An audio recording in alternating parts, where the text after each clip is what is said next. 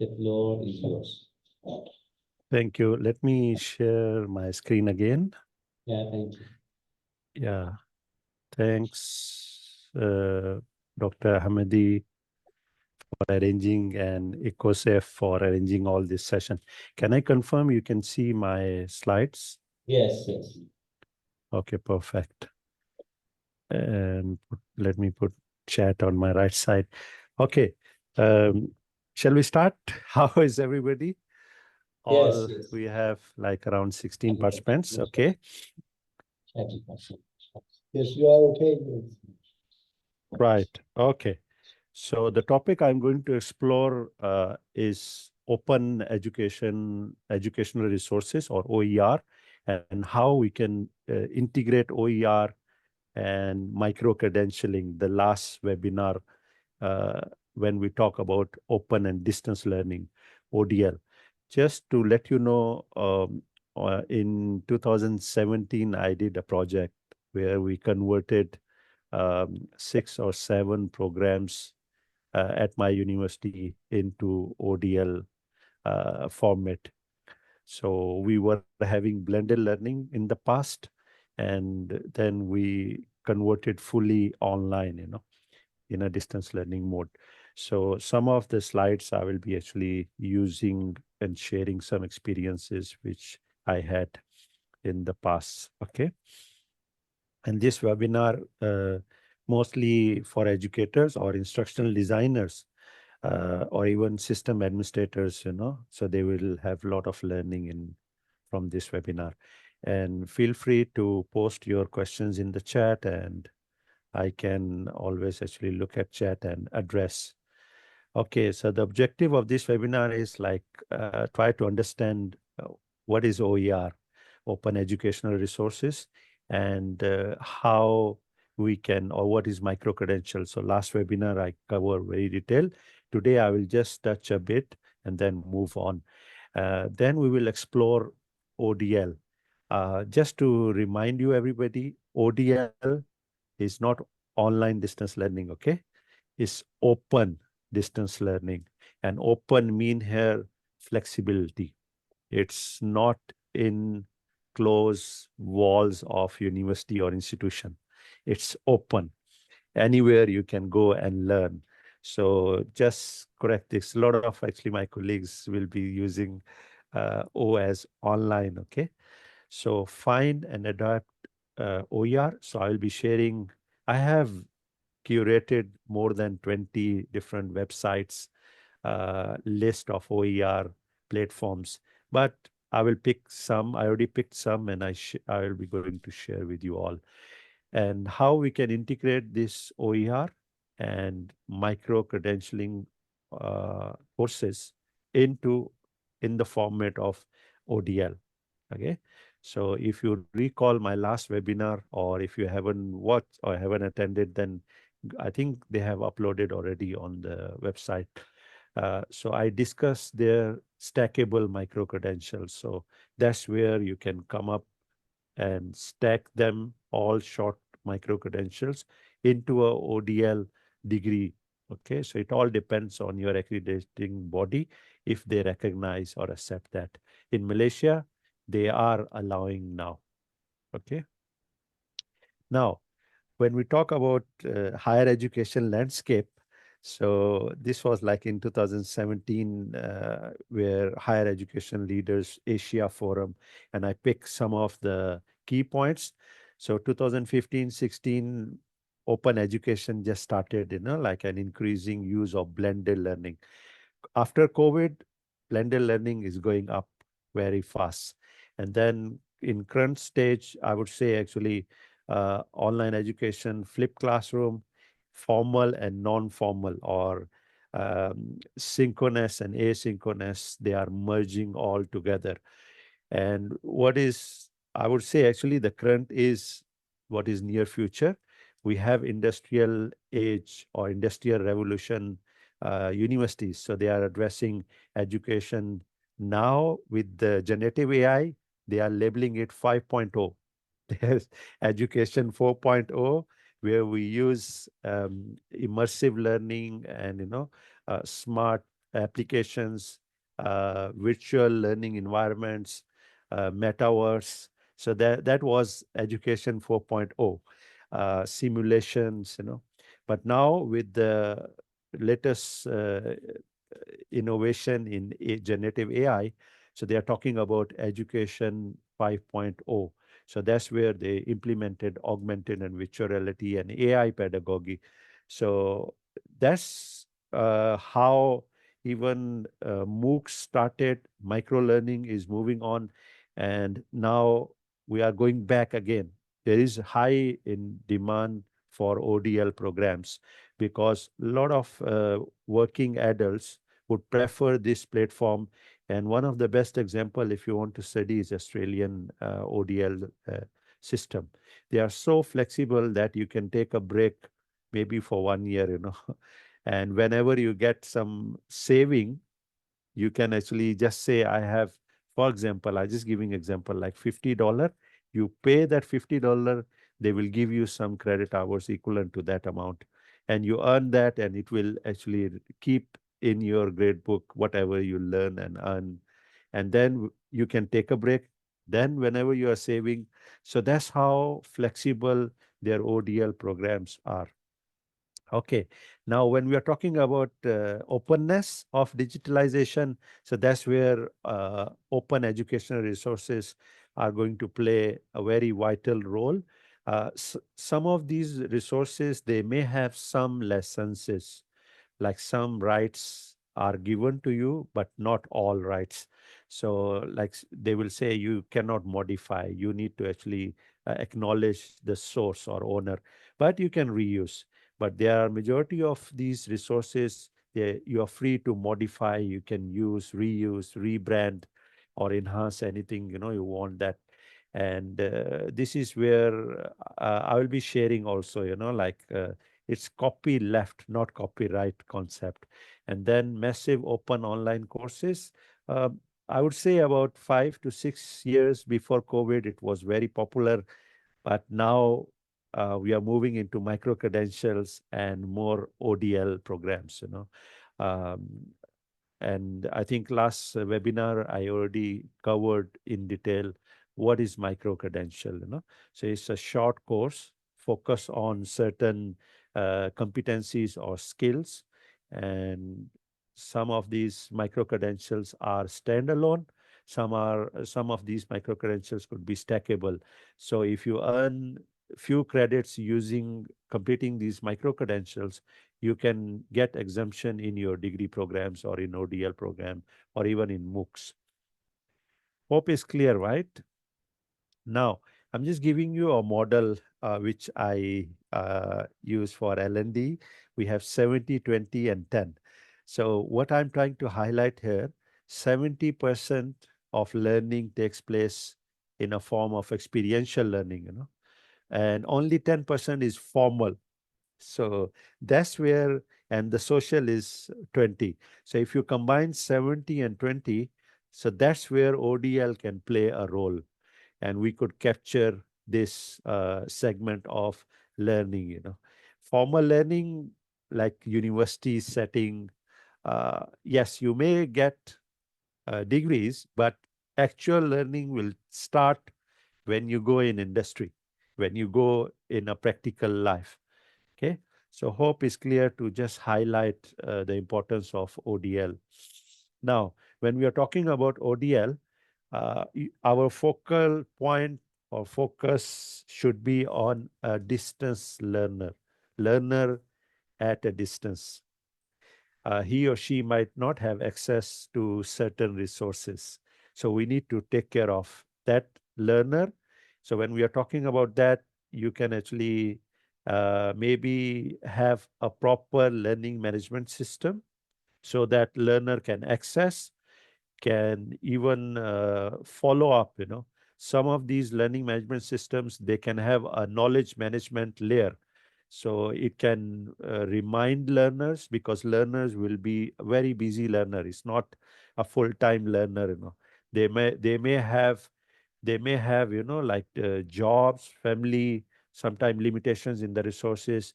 Some of the countries, they do provide regional center for sport. So you may have learners in a different province, in a remote village. You can actually call them and you can collaborate with different institutions to appoint that local institution as your regional center. Then there is another key element, group study. Group them. And that's one of the MOOC I have attended, where they make it compulsory to form a group, not from your own country, not from your own institutions, but other institutions. So this is another key element, and assessment and examination system need to be in place. You need to have e-course material. Sometime they refer it to self-directed or directed self-learning material. Okay, so how we can prepare that? Because most of the time, I'll be sharing one of my interviewed 5 years ago, and there also I mentioned different types of interaction. Most of the time, learner will be interacting with the course material on on uh, on her or on his own, you know. So we need to make sure our instructions are very clear. How many of you bought smartphone and opened the manual before owning this smartphone? How many of you?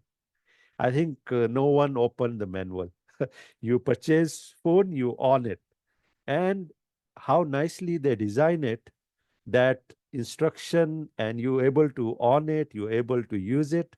So something similar, the level of simplicity in our slides, for example, if you're using slide, I won't prefer slide. I would like to have more interactive material, you know, when we are talking about ODL. Okay, so ODL material should be very self-explanatory. Then you should have tutorials, or nowadays we have AI. So you can have a tutor support, you know. So make sure whenever learner needs any support or any assistance, uh, that a tutor, maybe a virtual tutor, can be always available there. And they should have access to digital library, and it all give you some clear picture about ODL and different, you know, key elements in ODL. Now I'm sharing again a framework which was given by Prof. Rozan Idrus, and he put that as technogogy, where he converge or he merged pedagogy, technology, and content.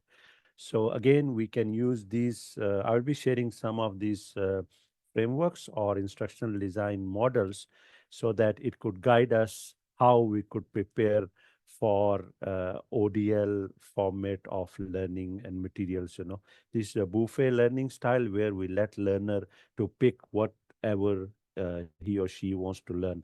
And on the right side, we have learning designers, learning style, and here we have Gagny's 9 events of instructions, and we can use that. And we need to get what are the learners need, what they want, and in which format they want.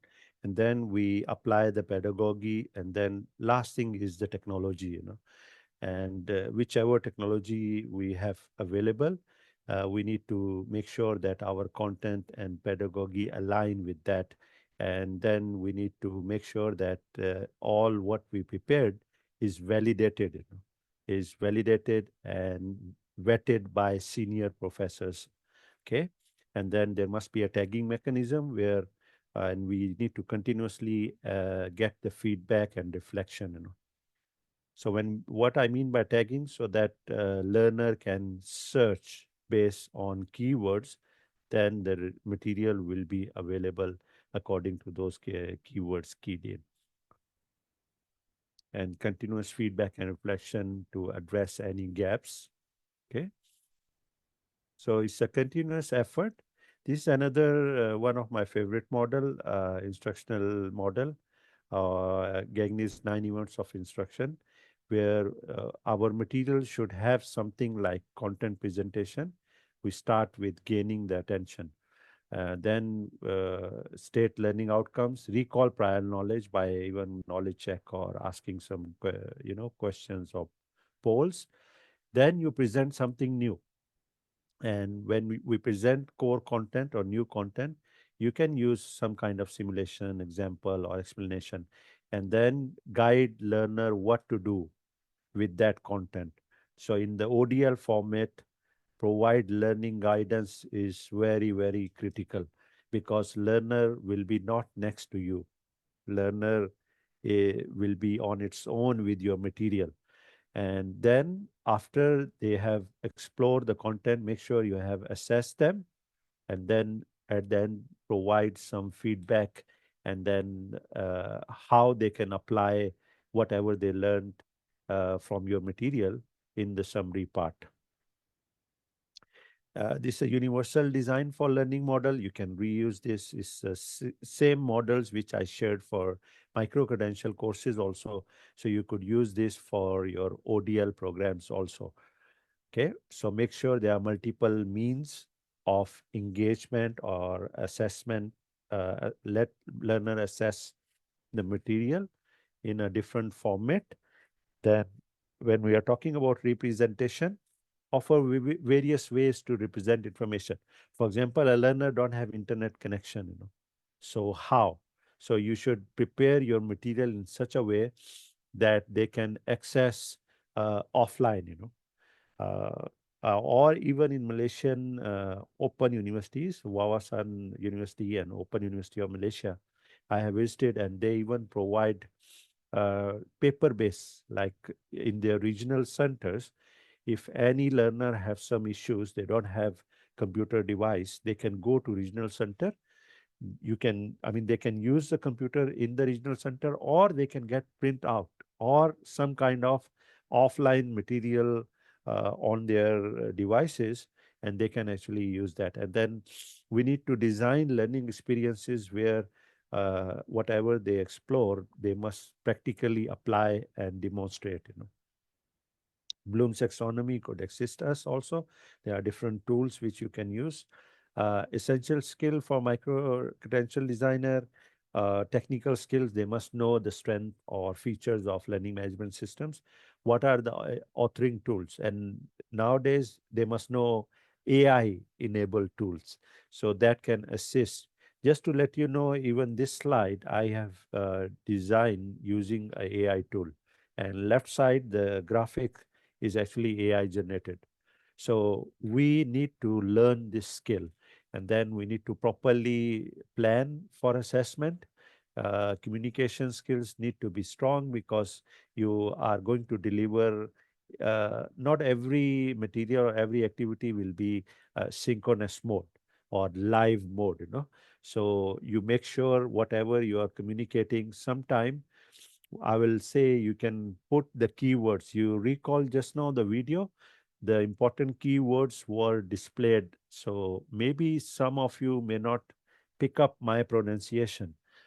So how we can have multimedia sport, So all the keywords, or even nowadays, if on YouTube and I think different platforms, they have a closed caption. So a script will be shown at the bottom of the video. So that helps a lot. Okay. You need to have a little bit project management skills because running a ODL program is a complex project, Okay. I think you can recall this way back. This is how ODL material was delivered, It was delivered by post. You have a book and you have a cassette players or cassettes, and you can actually play that.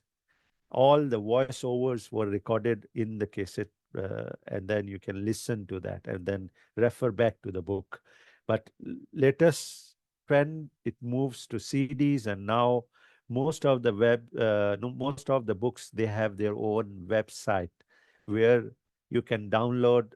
I will be sharing one or two portals, platforms where you can download the open courseware.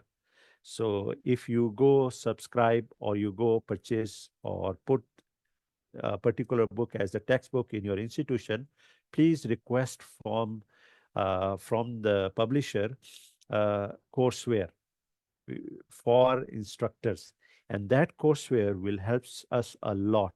It's not open educational resources, but if you it's free of cost if you prove to your publisher that this book is a textbook in your institution. I have been using like all my textbooks in my institution. I can get access as an instructor, so you can have access to media, multimedia. You can access to podcasts, videos. Even nowadays, certain books they have a 3D element. You can import into your own material design. And sometimes they will provide you a assessment, so you don't need to recreate questions. You can reuse. So this is what I would like to highlight. Please request this from your publisher. They may give you access to courseware with your textbooks. So there are different digital resources. Ebooks is one of them. OER, this is the focus of today's webinar, and I will be sharing soon different platforms and where you can access a lot of resources. So no need to recreate, just reuse, okay? E-journals could be a very powerful source. Some of the e-journals are open access, so you can let them use videos. And I will be sharing one of the Iranian platform. I already created my own channel and I uploaded some of the recordings there also. Some of your universities are giving live lectures, live classrooms on that platform. Then you can have question banks, collaborate with different institutions, share the question banks and online databases, examination databases. E-portfolios could be a very good resource for learners or for learning. E-community of practice. This is one of the example. And thanks to EcoSAF that they have arranged this platform. Okay, then open access resources or open educational resources are the same thing, uh, where you have rights to access them, download, reuse. Social media, yeah, we should not underestimate social media. There are a lot of resources available on social media. Some of the institutions they will have a center digital repository, so where within institution you can use whatever available on that central digital repository. So you can discuss with your management, especially library or digital library. They can provide that source as a digital repository. And MOOCs, massive open online courses, are actually a great resource. Sometime if I got a complex topic to cover in my webinar or workshops, I will actually search short courses or MOOCs on that topic, and I will go and enroll myself as a student to actually learn and know the boundaries and scope of that topic. So that's how MOOCs could be a very good digital resource. Hope everything is clear. And then highlight video, one of my favorite type of media, because most of our current young learners, they prefer to learn by watching. Okay, and you can actually use video based content to have different level of interactivity. You can have like the way we are doing now, that is actually very more interactive. More, you can pause me, you can ask questions in the chat. And but what I'm trying to highlight, in the first level you can open your PowerPoint, there's a camera in your laptop, you can on your mic, do voiceover. And then second level of interaction could be screen capturing. So whatever you are demonstrating, especially in computer science or in chemistry or step-by-step process, screen capture is best. Live cast, what we are doing now. So it gives you more freedom, more engagement, more options to interact with the facilitators and with peers using the chat feature in the Zoom or in the any platform. H5P is free platform. It can actually authoring tool.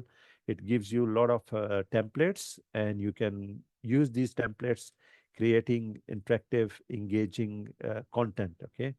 Then comes in 3D elements, and I will be sharing the platform also where you can access some of the 3D models free of cost. And last but not the least, which is highly interactive, and that is called mixed reality. Not free, it's a bit expensive.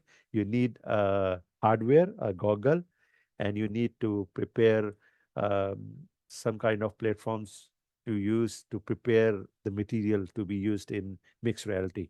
Uh, Augmented reality, you can use H5P. There is a template. I have tested it, and it gives simple, like you need your smartphone. You scan any object, and on top of that object, there will be video played. So this kind of level of augmented reality, you can do that uh, using H5P template. Okay. Now, this is what micro-credential I picked up learning block. So you start with introduction and then move with practice and example. The only thing, if you are addressing in ODL format, then you make sure instructions are very clear. So for example, if you are putting this material on LMS, you must clearly mention what to do with this material. So you can even give, if you have that feature in your LMS, to give average time for that content. So if I have a 5 minutes waiting time, so I can see that this material will end in 3 minutes. So I can watch that. Or 10 minutes, I have 15 minutes, so I have 1 hour. So if you put that average time for required to complete this material or task, then learner can actually pick that. Okay. So this I already covered, where you can pick up and make sure you have assessment and practice. And there must be a feature in LMS to track your progress and keep the record in LMS. Okay, so this is another where you need to sit down before you move on to ODL format of your program. Sit down and align which topic outcome will suit which type of material, and how we are going to design that. So you can sit down with your experts, your e-learning experts, your instructional designers, and work with and do the constructive alignment before even jumping using the interactive e-authoring tools. Digital badges, I already explained in the past webinar also. These digital badges could be a motivating factor. So when you complete certain tasks, give a digital badge, and that will motivate learner to do the next task. And most of these current platforms, they allow. So if I earn a digital badge in completing a short course in a ODL format also, I can share that badge on my social media accounts on LinkedIn and on different platforms. And the current trend in developed countries, they don't want degrees. They want skills, and they want digital badges which are verified that you attain certain level of your competency in that domain. This is what they want. Okay. So the value of degrees are going down until unless you are applying for certain jobs. Okay. Right. Key elements for uh, I would say for e-learning, online learning, for blended learning. First of all, we need to, or even for ODL, you need to test readiness. How far we as an institution ready to move to completely online and open and distance learning. How we can do that? Where we are? Where are there gaps? Do we need to train faculty? Do we need to upgrade our learning management system, that which is coming next? So this readiness test will let you know how much you need to invest and what type of resource you need to invest in. And then comes in the key ingredient of ODL. You must have a dedicated platform. And this platform or learning management system will assist learner. That is a gateway for interaction of learner between the content, learner with the facilitators, and among peers, learners with learners. So, and their interaction with the system. So if you enable with the currently most of learning management systems have AI enable, so they can have a AI tutor, So this is a very key ingredient. Then comes in content. So if you are ready, your institution is ready, your faculty is ready, uh, then comes in LMS. If you have LMS, then you need to populate your LMS with content and make sure content is self-explanatory and is easy to understand. Properly chunk your content and make sure you have progress monitoring or tracking.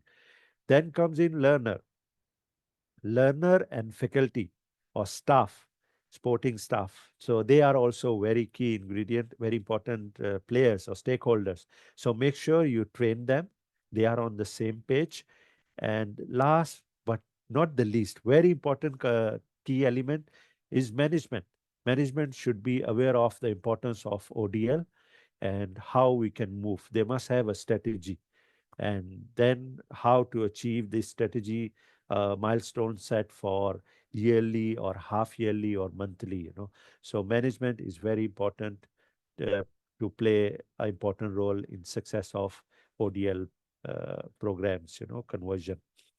Now move on to introduction to ODL, open and distance learning. This is what in my video also I explain, and in the past slide also.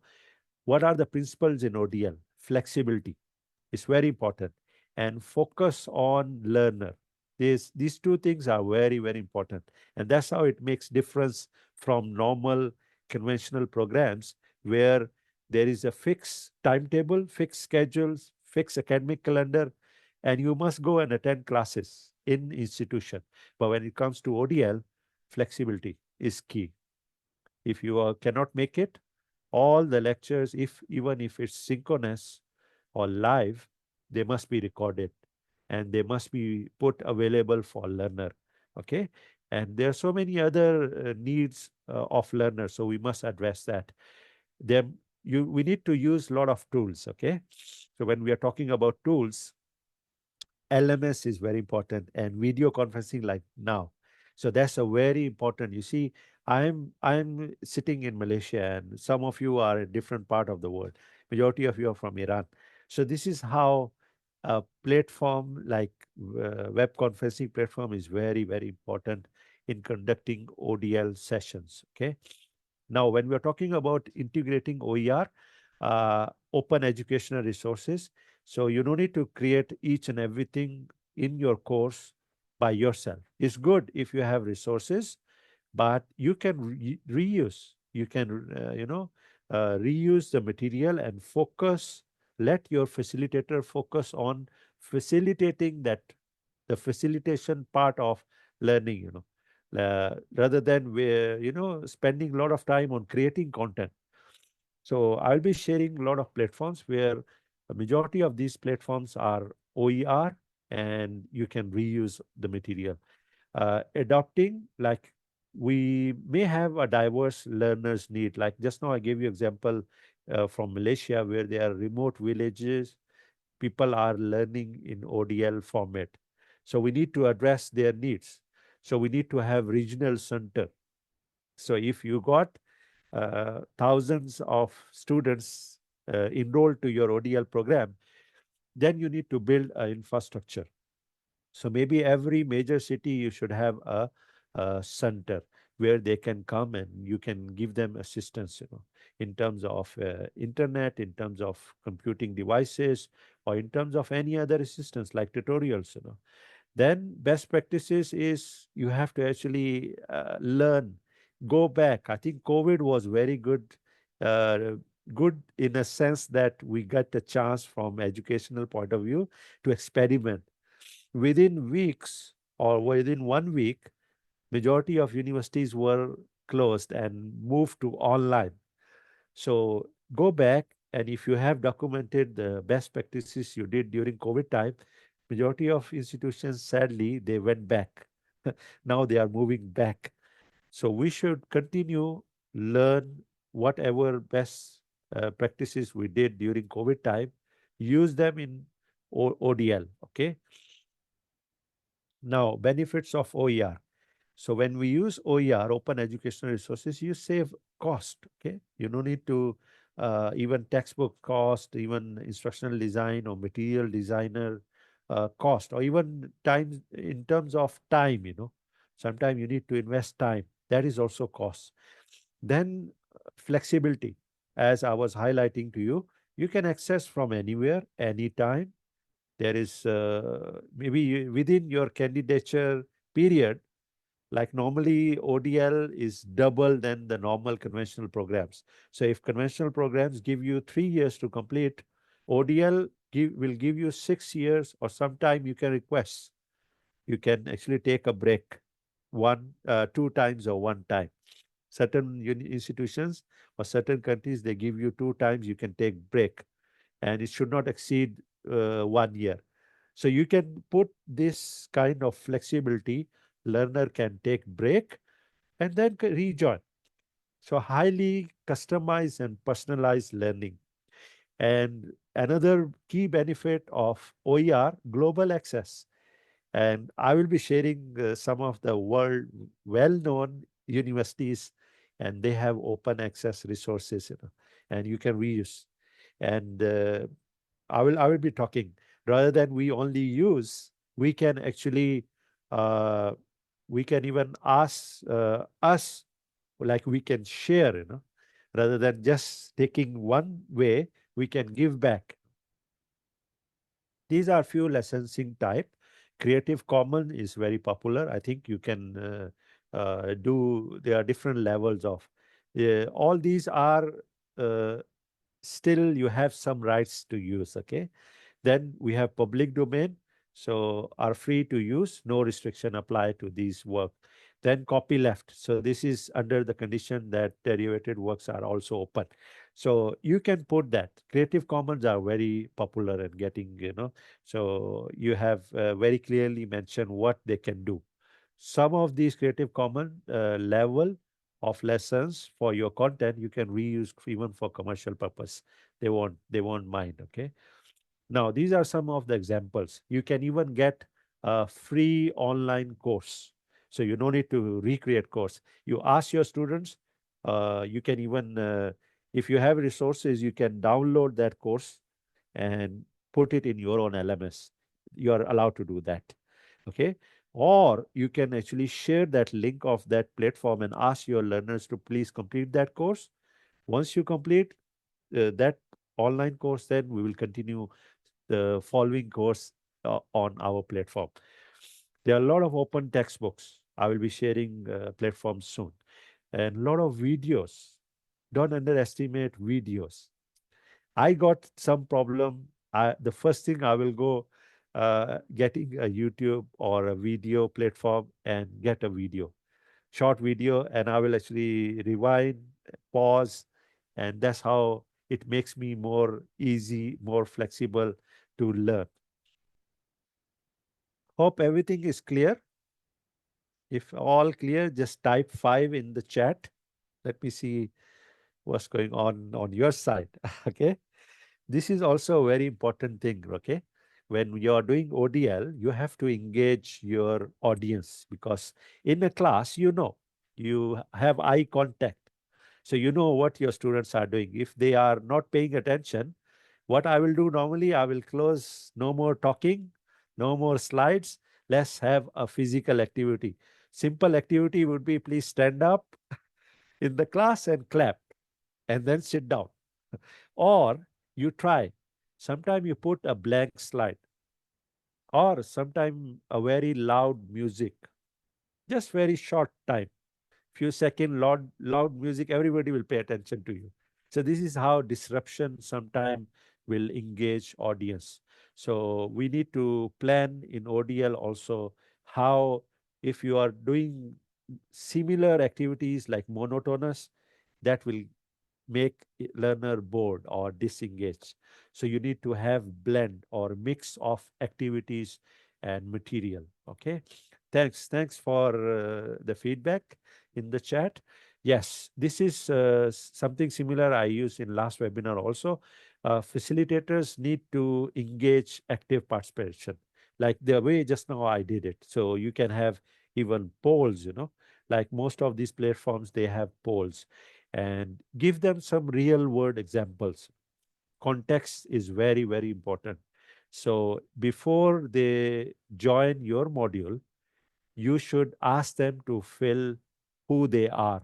So you should know, like majority of them are, for example, from certain industry.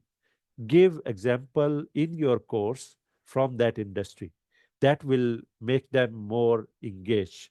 That will make them to learn, because it's what they are facing in their practical life. And then make sure you prepare your learner to troubleshoot technical issues or real life problems which they are facing. Okay, how we can unlock. So now from onward, this slide, get ready, grab your phone, because there will be a lot of QR codes. I'll be sharing a lot of free educational resources. I have a lot of list, about 40, 50 different sites, but I picked just few, and that will be sufficient. Now, these tools are for both. You can use them as educator, or you can use as a student also. And I give you example, my own personal example. If any difficult topic is given to me to conduct workshop or webinar, the first thing I will do, before AI, I was always registered to MOOC, massive online open online course, under that topic. Now I will refer to AI and get AI to be my tutor. So this is how, uh, this is a curated list of open educational repositories. There are subject specific platforms, which include multimedia resources to enhance learning experiences. Okay, so let's move on. First one is OER Commons. Amazing. If you go, I will be sharing, just hold on. Or you can Google also, you can get it. It include even textbooks, courses, multimedia resources on a lot of different subjects. And Merlo, I have shared even the last webinar, and today also I will be sharing. So Merlo is a great platform where you have online teaching resources for faculty and even for students. Then we have subject-specific OER, Khan Academy, free to access all their materials. More focus on K-12, and nowadays they are adding even higher education. They incorporated AI also. The next one is PHET interactive simulation, free interactive math and science simulation. It's an amazing platform. I have used some of these simulations in my workshops. Okay, and then MIT Open Courseware. That's where you can get the course material from MIT, one of the top universities. Okay, include lecture notes, assignment, even exams also. Okay, so this is her Khan Academy. You can Google it, or you can scan this QR code. It's good to sign up, log in, because you remember in my video, I was talking about adaptive assessment. One of the best example is Khan Academy. The moment you log in, they will ask you what you want to learn. You want to learn communication skills, up to which level, to be a competent, to be a speaker in front of international audience. You set your competency level, then they will put you a knowledge check. They will test you at which level you are. If two questions consecutively you answer correct, suddenly they will change the level of questions, the third question. So that's how they will profile you. Once they know your level, then they will push the content according to your level under the domain of communication skills. And then they will ask you, okay, explore the material. Then there will be knowledge check. And there are a lot of videos, a lot of interactive materials. And you notice even this platform, they have access for parents. So parent can check what is the performance of their children and where they are struggling. So they can actually provide support to their children from this platform, and all this is free. Hope is all clear, right, Shall I move? Khan Academy. Now, recent addition is AI bot inside.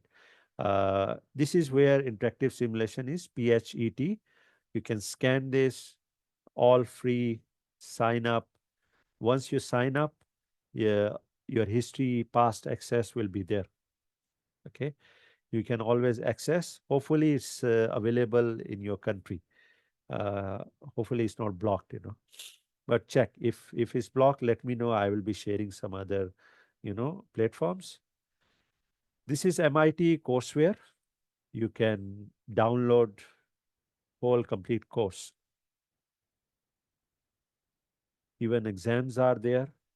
You know, no registration required. Okay. Just let me know once you are done with the QR code and you have access. Can anyone confirm you have access to this platform? Yes, no?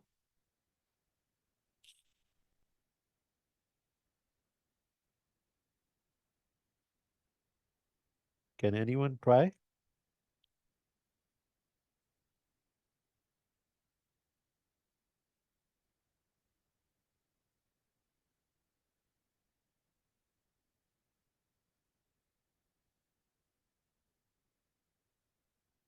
Okay, checking right.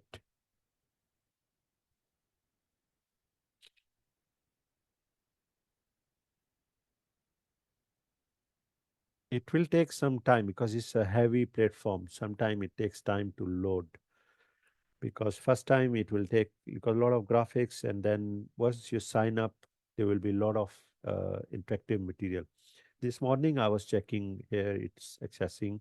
I can access and all. I can access even the courses and material. Okay, we'll get back.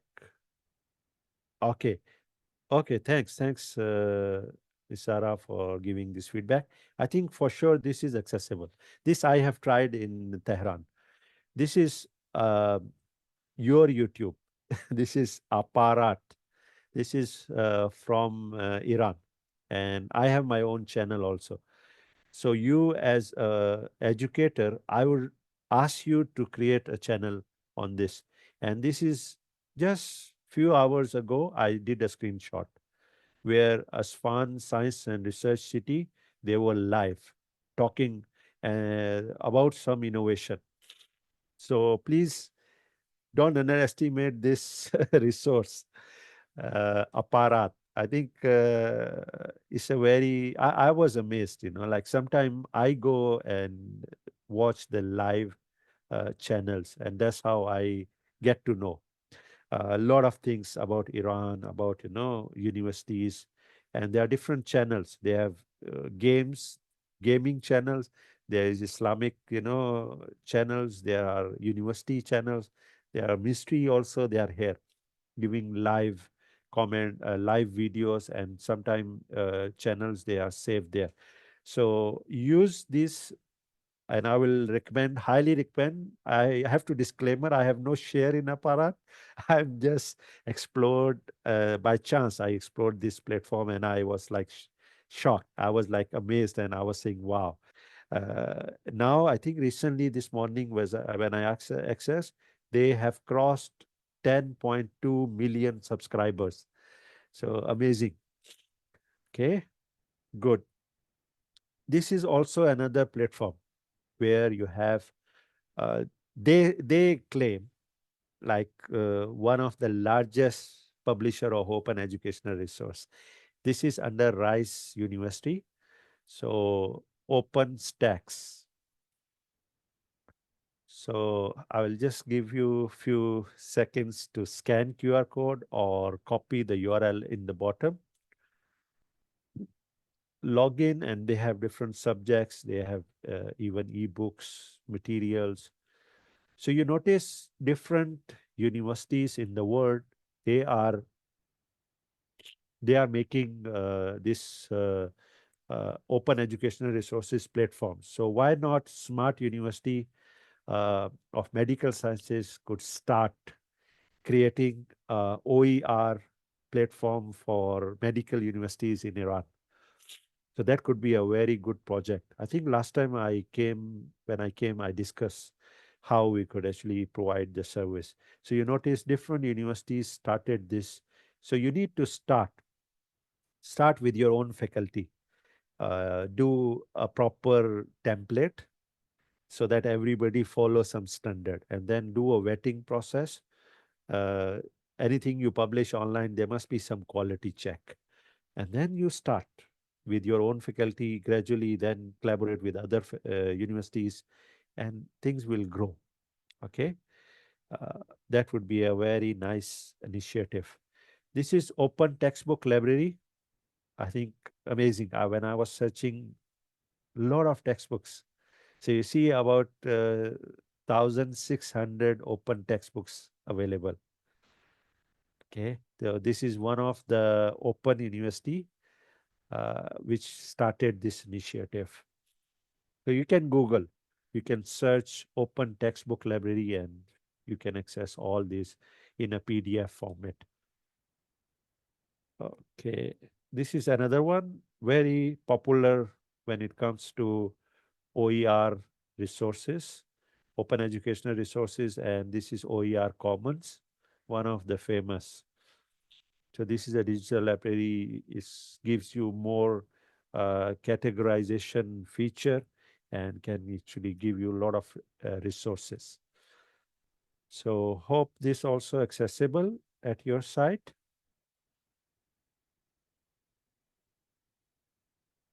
And you see majority of these platforms, you will get this message if you are interested working with them. So they want you to collaborate, but I want you can have your own national level OER platform where you collaborate and then give back to the world, right? And their tagline is OER Commons is free for everyone and forever. Okay. So hope is clear. And this is another way for those who can't afford storage and platform. So you can register and add OER under your own name. And then you can refer your students to these platforms. And they will manage the platform. You just manage the content. Okay. Yes, this is another uh, university which I came across 2000, I think 15. I did the OER keynote in one of the conference, at one of the conference, and that's where I came across with Virtual University of Pakistan. And I think every country have open university or virtual university. So go search. I yet to get, my apologies, I was a bit busy. I could not search Tehran or Iran University. Iran have virtual university or open university? For sure they have open university, but I yet to go and explore. So under this Virtual University of Pakistan, all courses are free. The only thing is it's in Urdu. But some of the courses, like technical courses, will be in English. And they have their own YouTube channel. I think this QR code is YouTube channel. And you see OCW, Open Courseware, is already there. You can download and you can actually use their courseware. There are a lot of topics they discuss, especially computer science related, like they are covering Cisco, Amazon, a lot of courses available. Okay. Their YouTube is free to access. Their courses material is free to access. If you see this price, this is for when you get a certification from them. Then you pay. So just imagine 6,000 rupees or 20,000 rupees for a whole complete course is very cheap. Okay. Right. So similarly, you can actually search in Iran. For sure, you will have a virtual university of Iran or virtual university of other countries. They will have a free courseware or free material access. Okay, so if you recall, in different types of video-based content, I have shared with you 3D elements incorporated into video. So here I'm sharing with you a platform called Sketchfab. There are a lot of 3D elements free to download and utilize, and you could even incorporate these 3D models for augmented or virtual reality based or mixed reality based content. Okay, so do explore. If you scan this QR code, it will lead you to Sketchfab platform. Yeah, so Sketchfab, that was a recorded voice, okay, of mine. Sometime I do this to change, you know. Sketchfab, yeah, there are a lot of high definition 3D models, and there are a lot of simulation centers of medical uh, schools and institutions. You can go and subscribe, and you can download this in a 3D format. IMU University also have a channel. A lot of my colleagues have created 3D models. Majority of them are free. You can download, you know. Okay, this is almost last platform I'm going to share under UNESCO. For sure, you will have access to this and highly updated and, you know, I would say mm, continuously improved platform where they keep on checking, keep on adding latest resources. So do go to this page and you will be amazed. So once you go through all these platforms, you don't need to spend more time in creating content. You should download content. You should spend more time as educator how I'm going to use this content to engage my class, engage my learners, how I can contextualize the content I use from these platforms to my local context. So you will apply that 80-20 rule.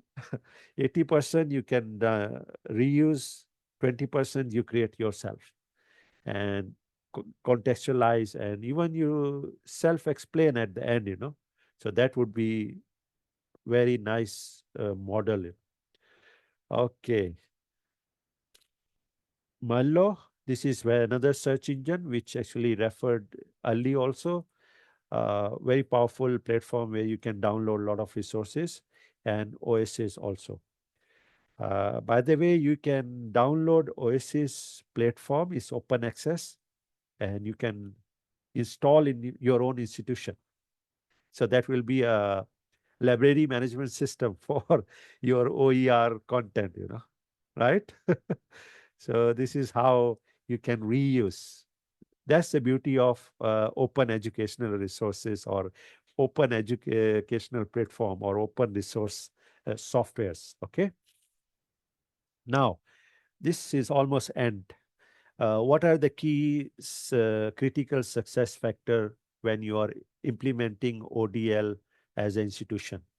First of all, it should be a institutional commitment. It's not a group of educators should do this. No, it's a whole institution, all stakeholders, your IT department, your sports staff. You just imagine like I have attended, I have visited this meeting room where Dr. Ahmed is sitting. Marvelous. I mean, I really enjoyed, you know, the technology they have invested, and there's always technical staff, two, three, not one, because anytime you got some issue, you immediately troubleshoot. So this is a commitment you have to show when you are implementing ODL. Senior management support, as I was telling you, they should be aware of. You should honestly tell them, this is what we did readiness test. So and so department is not ready or 50% ready, 20% ready. Tell them the clear picture, the truth, and then ask them for funds and show them the plan for how to reduce that gap. Then enabling policies and environment. So you need to have institutional strategy and then put up guidelines and policies and provide environment for your faculty to implement ODL. A very simple example I can give you, you need to provide them a soundproof room when they are doing voiceover. Don't expect them that they are sitting in a cube and there's a background noise. That will distract learners when they are preparing ODL material, self-instructed material. You need to invest in a studio, green screen normally they call. But nowadays with technology, you don't need a green screen, you need a good camera, good sound system, okay? and good platform where they can change background. They will put you in a clinic, although you are sitting on a chair in an office or in a studio. Uh, Mainstreaming of faculty capacity building, so trainings. Make sure they majority of institutions they do this mistake. They will use the same faculty who are teaching 20 years in a conventional program. And what this faculty will do, with all due respect of my senior professors here, they will copy whatever they were doing in class in a ODL platform, and they will fail because things they digitize, they don't digitalize. They just convert their lecture and activity in a digital form and they think learning will take place. No, not always. So you need to digitalize. You need to ask yourself, if in a face-to-face session, I'm doing this activity, how I can do or even better in a digital or virtual environment, how I can do convert that activity in that environment. Developing quality assured and pedagogically sound course content. This is very, very important, very key component for a success of any online e-learning, micro-credential or ODL implementation. Provide the right enabling environment for online learning. Okay, so this is what, according to me, gist of all my experiences for more than 20 years doing this online learning and especially ODL implementation. Okay, this is my YouTube channel. If you can go follow, all my recordings are there. Yesterday, actually, I was doing a responsible AI webinar on another platform, and you can have access to that also on my channel. This is my blog, SlideShare. All the slides are uploaded there. This is my X. In summary, I started with OER and give you some concepts of OER and then incorporated how we can incorporate OER and micro credential course to your ODL programs. And I shared some of the principles and some of the instructional design models for ODL and how we can adopt. So I was sharing with you, I think 6, 7 or more platforms.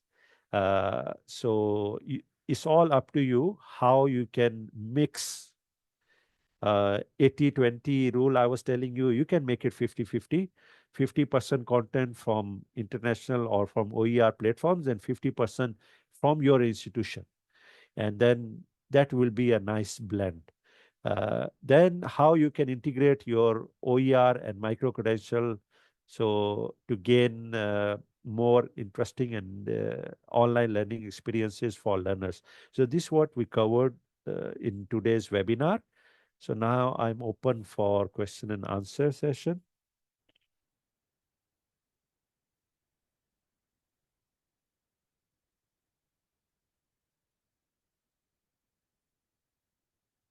Or anyone would like to share your experience or your challenge. Okay, Because is there sometimes any question here? Thank you very much, Dr. no Hasnain, worries, for no very worries. My beautiful pleasure. and excellent presentation and lecture. It is very, it's one of the very, let's say, best that I have the link with one of the key speaker, of course, Dr. Barış. We will again have it is him. Right, right. Okay. This is in virtual the session. We will have different speakers from Turkey, from Iran, and of course, geometry from Malaysia and Pakistan. Yeah, sure. Yeah. Right. And we could, let's say, broadcast. If Yeah. you have poster of that event, I will share. If you share it, we will broadcast it via Ministry of Health, to the universities. That is very important. It is one of our, let's say, collaboration issue that could be done here, and inshallah we will attend. All the best for your event and hope to see you again and further collaboration. Okay. Inshallah. Thank you very much Okay. again, Mr. So, Hasnain, bye. and thank to all the colleagues that are presented and attended in this, let's say, lecture. If there is no comment, I want to get the permission of finishing this good and fruitful session, and inshallah for the next visit. We will see you, Sure. inshallah. Thank you very much. Inshallah. Thank you very much. Thanks. Thank you to Salam. everybody, and bye-bye. Khuda Bye. Hafiz. Khuda Hafiz.